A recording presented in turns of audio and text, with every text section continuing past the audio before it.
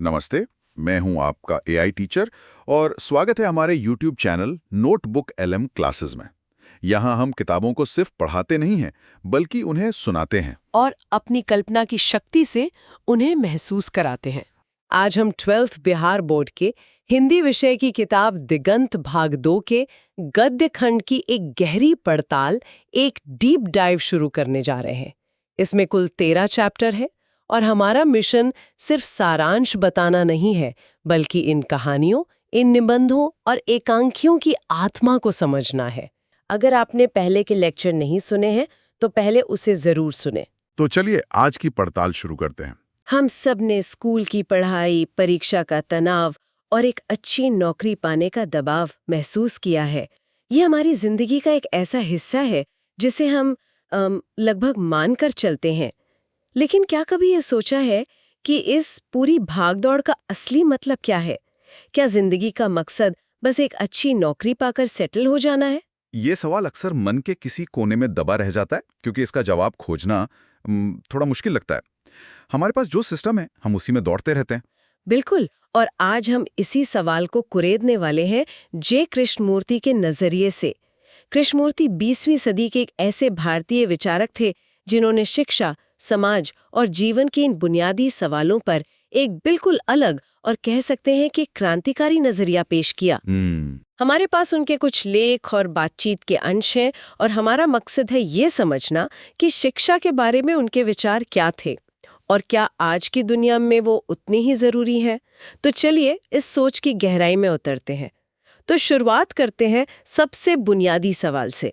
कृष्णमूर्ति सीधे पूछते हैं, हम बच्चों को स्कूल क्यों भेजते हैं? ज्यादातर जवाब यही होगा कि ताकि वो कुछ सीखें, परीक्षा पास करें और अच्छी नौकरी पा सके। हाँ, और कृष्णमूर्ति इन लेखों में इसी सोच पर सबसे पहले चोट करते हैं। वो कहते हैं कि अगर शिक्षा का मकसद सिर्फ आजीविका कमाना है तो हम जिंदगी के एक बहुत बड़े हिस्से को नजरअंदाज कर रहे हैं। उनके लिए जीवन सिर्फ ऑफिस और करियर नहीं है। जीवन बहुत विशाल है। विशाल से उनका क्या मतलब है? क्या वो रिश्तों, भावनाओं, इन सब की बात कर रहे हैं? ठीक यही। जीवन में प्रेम है, अकेलापन है, दुख है, मृत्यु का भय है, ईर्ष्या है, महत्वाकांक्षा है। ये सब जीवन का हिस्सा है। कृष्णमूर्ति का तर्क ये था कि अगर हमारी शिक्षा हमें जीवन की इस पूरी प्रक्रिया को समझने में मदद नहीं करती तो वो अधूरी है। हाँ, बिल्कुल अधूरी है, चाहे हम कितने भी सफल पेशेवर क्यों ना बन जाएं। मतलब ये सिर्फ जानकारी इकट्ठा करना या रट्टा मारना नहीं है, ये तो खुद को समझने की एक प्रक्रिया है। बिल्कुल। उनके लिए शिक्षा का असली काम एक ऐसा दिमाग तैयार करना था जो सोच सके, सवाल कर सकें और अपने अंदर चल रही प्रक्रियाओं को देख सके। उनके लेखों में एक बहुत तीखी बात है जो मुझे हमेशा याद रहती है। वो कहते हैं कि हम बच्चों को एक ऐसे समाज में फिट होने के लिए तैयार कर रहे हैं जो खुद ही संघर्ष, लालच और हिंसा से सड़ रहा है, बजाय इसके कि हम उन्हें एक ऐसा इंसान बनाएं जो इस सड़े हुए समाज को बदल सके। ये बहुत बड़ी बात है। मतलब शिक्षा का मकसद समाज में फिट होना नहीं, बल्कि समाज को चुनौती देना है। और यहीं से शायद उनकी भय वाली बात शुरू होती है ना? वो कहते हैं कि हमारा पूरा जीवन डर पर आधारित है। हाँ, ये उनके दर्शन का आप कह सकते हैं केंद्र है। उनके अनुसार हम बचपन से ही डर में जीना सीखते हैं। घर पर माता पिता का डर, स्कूल में टीचर और परीक्षा का डर, बड़े होकर नौकरी खोने का डर। हाँ, और हमेशा ये डर कि लोग क्या कहेंगे। ये डर हमारी पूरी चेतना पर कब्जा कर लेता है। लेकिन क्या हर तरह का डर बुरा है?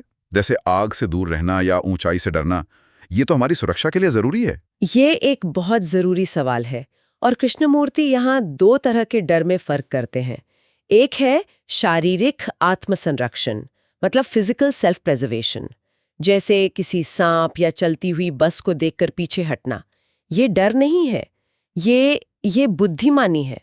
लेकिन जिसकी बात वो कर रहे हैं वो है मनोवैज्ञानिक डर, साइकोलॉजिकल फियर। मनोवैज्ञानिक डर, जैसे भविष्य का डर या अकेले रह जाने का डर। हाँ, कल क्या होगा इसका डर, अपनी पहचान खोने का डर, किसी परंपरा या धर्म के खिलाफ जाने का डर। कृष्णमूर्ति कहते हैं कि शिक्षा का सबसे पहला काम इंसान को इस मनोवैज्ञानिक डर से मुक्त करना है, क्योंकि जब तक मन डरा हुआ है तब तक वो कभी भी स्वतंत्र रूप से सोच नहीं सकता, कुछ नया नहीं खोज सकता। एक डरा हुआ मन सिर्फ नकल कर सकता है, सुरक्षित रास्ते पर चल सकता है। तो उनके हिसाब से परंपराओं का पालन करना भी डर की ही निशानी है। ये सुनकर तो बहुत से लोग असहमत होंगे। परंपराएं तो हमें सुरक्षा और पहचान भी देती हैं। बिल्कुल, और कृष्णमूर्ति इस बात को समझते थे, लेकिन उनका कहना था कि जब हम बिना सोचे समझे सिर्फ इसलिए किसी परंपरा को मानते हैं क्योंकि सब मानते आए हैं, तो हम अपनी सोचने की क्षमता का इस्तेमाल नहीं कर रहे। हाँ, ठीक यही। ये एक तरह का बौद्धिक आलस है जो डर से पैदा होता है। डर इस बात का कि अगर मैंने सवाल उठाया तो समाज मुझे स्वीकार नहीं करेगा। इसलिए वो एक ऐसी शिक्षा की वकालत करते हैं जो व्यक्ति को हर चीज पर सवाल उठाने की हिम्मत दे, चाहे वो समाज हो, धर्म हो या खुद उसके अपने विचार हों। और इसके लिए स्कूल का माहौल कैसा होना चाहिए? जाहिर है वैसा तो नहीं जैसा आज है, जहां हर तरफ कंपटीशन का दबाव है। बिल्कुल नहीं। स्रोत में इस पर बहुत जोर दिया गया है कि माहौल स्वतंत्रता का होना चाहिए। एक ऐसी जगह जहां बच्चे को किसी से तुलना करने का दबाव ना हो, जहां नंबरों या ग्रेड्स का डर ना हो, जहां वो बिना किसी झिझक के सवाल पूछ सके, यहां तक कि अपने शिक्षक से भी असहमत हो सके। तभी असली सीखना शुरू होता है। ये डर वाली बात तो समझ आती है, लेकिन मैं उनके एक और विचार पर अटकाऊं जो हमारे समाज के बिल्कुल खिलाफ जाता है, और वो है महत्वाकांक्षा का विचार। हमें तो हमेशा सिखाया जाता है कि एम्बिशियस होना अच्छी बात है। दुनिया की बड़ी बड़ी खोजें, बड़ी कलाकृतियां, बड़ी कंपनियां सब महत्वाकांक्षा से तो बनी है। क्या स्टीव जॉब्स महत्वाकांक्षी नहीं थे? ये शायद कृष्णमूर्ति का सबसे ज्यादा चौंकाने वाला और विवादास्पद विचार है। वो महत्वाकांक्षा को एक विनाशकारी चीज मानते थे। और आप सही कह रही हैं, हमारी पूरी दुनिया इसी पर चलती है, आगे बढ़ो, बेहतर बनो, सफल हो। तो वो इसे विनाशकारी क्यों कहते हैं? इसके पीछे उनका तर्क क्या है? उनके लेखों में इसका विश्लेषण बहुत गहरा है। वो कहते हैं कि महत्वाकांक्षा स्वभाव से ही आत्म केंद्रित होती है। जब एक व्यक्ति महत्वाकांक्षी होता है तो उसका पूरा ध्यान मैं और मेरी सफलता पर होता है। इस प्रक्रिया में वो दूसरों को एक सीढ़ी की तरह इस्तेमाल करता है, उनसे मुकाबला करता है। लेकिन क्या हर तरह की प्रतिस्पर्धा गलत है? खेल में, व्यापार में, क्या ये हमें बेहतर बनने के लिए प्रेरित नहीं करती? ये एक बहुत ही अहम सवाल है। कृष्णमूर्ति के नजरिए से देखें तो जब हमारा मकसद बेहतर बनना होता है तो सवाल उठता है, किससे बेहतर? इसका मतलब है कि हम लगातार अपनी तुलना दूसरों से कर रहे हैं। मैं उससे आगे निकल जाऊं, मुझे उससे ज्यादा मिलना चाहिए। ये सोच मन में एक स्थायी संघर्ष और ईर्ष्या पैदा करती है। इसमें सहयोग के लिए कोई जगह नहीं बचती। कृष्णमूर्ति एक बहुत सुंदर बात कहते हैं, प्रेम प्रतिस्पर्धी नहीं होता। जब आप किसी से प्रेम करते हैं तो आप उससे मुकाबला नहीं करते। महत्वाकांक्षा हमेशा मुकाबले को जन्म देती है, प्रेम को नहीं। ये तो आज की हसल कल्चर पे सीधा हमला है, जहां 24 घंटे काम करने और सबसे आगे निकलने को ग्लोरीफाई किया जाता है। तो अगर महत्वाकांक्षा नहीं, तो प्रेरणा कहाँ से आएगी? कोई काम क्यों करेगा? प्रेरणा आएगी उस काम के प्रति प्रेम से। कृष्णमूर्ति इनाम और सजा पर आधारित प्रेरणा को बाहरी और सतही मानते थे। उनका विकल्प था ये खोजना कि आप असल में किस काम से प्रेम करते हैं। मतलब कोई काम इसलिए करना क्योंकि उसे वो काम करना पसंद है, ना कि किसी प्रमोशन, तारीफ या पैसे के लिए। ठीक है ही। सोचिए एक वैज्ञानिक जो सिर्फ इसलिए खोज कर रहा है क्योंकि उसे ब्रह्मांड के रहस्यों को जानने की गहरी जिज्ञासा है, न कि नोबेल पुरस्कार के लिए। या एक बढ़ई जो लकड़ी के एक टुकड़े को एक सुंदर मेज में बदलते हुए आनंद महसूस करता है। जब प्रेरणा अंदर से आती है, काम के प्रेम से आती है, तो उस काम की गुणवत्ता में जमीन आसमान का फर्क होता है। वहां कोई तनाव नहीं होता, कोई जलन नहीं होती, सिर्फ उस काम को करने का आनंद होता है। और सीखने की प्रक्रिया पर इसका क्या असर होगा? कृष्णमूर्ति कहते हैं कि असली सीखना तभी होता है जब कोई दबाव ना हो, जब मन शांत होता है और सिर्फ देख रहा होता है, तब वो हर चीज से सीखता है। एक सूखी पत्ती के गिरने से, एक चिड़िया के गीत से, किसी की मुस्कान से। सीखना तब क्लासरूम तक सीमित नहीं रहता, वो जीवन की एक निरंतर प्रक्रिया बन जाता है। ठीक है, तो अगर हम इन सब विचारों को जोड़कर देखें, शिक्षा का मतलब जीवन को समझना, डर से मुक्ति और महत्वाकांक्षा की जगह काम के प्रति प्रेम।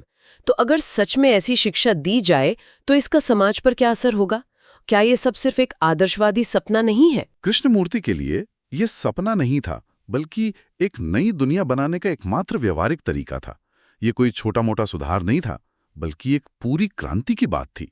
लेकिन एक आंतरिक क्रांति। आंतरिक क्रांति, इसका क्या मतलब है? स्रोत बताते हैं कि उनका मानना था कि दुनिया में जो भी बाहरी संघर्ष है, देशों के बीच युद्ध, धर्मों के नाम पर हिंसा, अमीर और गरीब के बीच की खाई, ये सब हमारे अंदर के संघर्ष का ही प्रतिबिंब है। हमारे मन भयभीत हैं, लालची हैं, अपनी पहचान से, मतलब मेरा देश, मेरा धर्म, मेरा विचार, इससे चिपके हुए हैं। और इसी से सारी समस्याएं पैदा होती हैं। अच्छा, मतलब समस्या बाहर सिस्टम में नहीं, हमारे अंदर, हमारे सोचने के तरीके में है। हाँ, हम हमेशा बाहरी दुश्मन खोजते हैं, लेकिन असली जड़ हमारे कंडीशन किए हुए मन में है, जिसे बचपन से यही सिखाया गया है कि मुकाबला करो, डरो और अपनी पहचान को सबसे ऊपर रखो। तो सही शिक्षा इसमें क्या भूमिका निभा सकती है? अगर शिक्षा व्यक्ति में ये आंतरिक क्रांति ला सके, उसे डर और महत्वाकांक्षा से मुक्त कर सके, उसे अपनी कंडीशनिंग पर सवाल उठाना सिखा सके, तो ऐसा व्यक्ति एक नए समाज की नींव रखेगा। वो एक ऐसा इंसान होगा जो खुद को पहले एक इंसान समझेगा और बाद में हिंदू या मुसलमान, भारतीय या अमेरिकी। और ये नया समाज कैसा होगा, जहाँ कोई महत्वाकांक्षा नहीं, कोई प्रतिस्पर्धा नहीं? ये समाज सहयोग पर आधारित होगा, प्रतिस्पर्धा पर नहीं। प्रेम और करुणा पर आधारित होगा, डर और लालच पर नहीं। कृष्णमूर्ति के लिए शिक्षा का काम इस पुरानी टूटी फूटी दुनिया के लिए पुर्जे तैयार करना नहीं था, बल्कि एक पूरी तरह से नई दुनिया का निर्माण करना था। और इसकी शुरुआत एक व्यक्ति के मन में होने वाले बदलाव से ही हो सकती है। आज हमने जे कृष्णमूर्ति के कुछ बहुत गहरे और चुनौतीपूर्ण विचारों पर बात की। ये मानना कि शिक्षा का मतलब सिर्फ करियर बनाना नहीं, बल्कि जीवन की पूरी विशालता को समझना है। ये सोचना कि डर और महत्वाकांक्षा, जिन्हें हम अक्सर सामान्य मान लेते हैं, हमारी रचनात्मकता के सबसे बड़े दुश्मन हैं।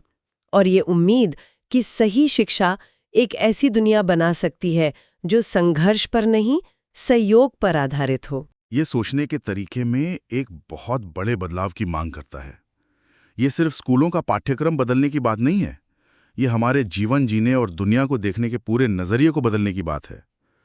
ये सीखने को जानकारी जमा करने की तरह नहीं, बल्कि निरंतर अवलोकन और आत्मखोज की एक प्रक्रिया के रूप में देखने की बात करता है। ये वाकई एक बहुत बड़ी और चुनौतीपूर्ण सोच है।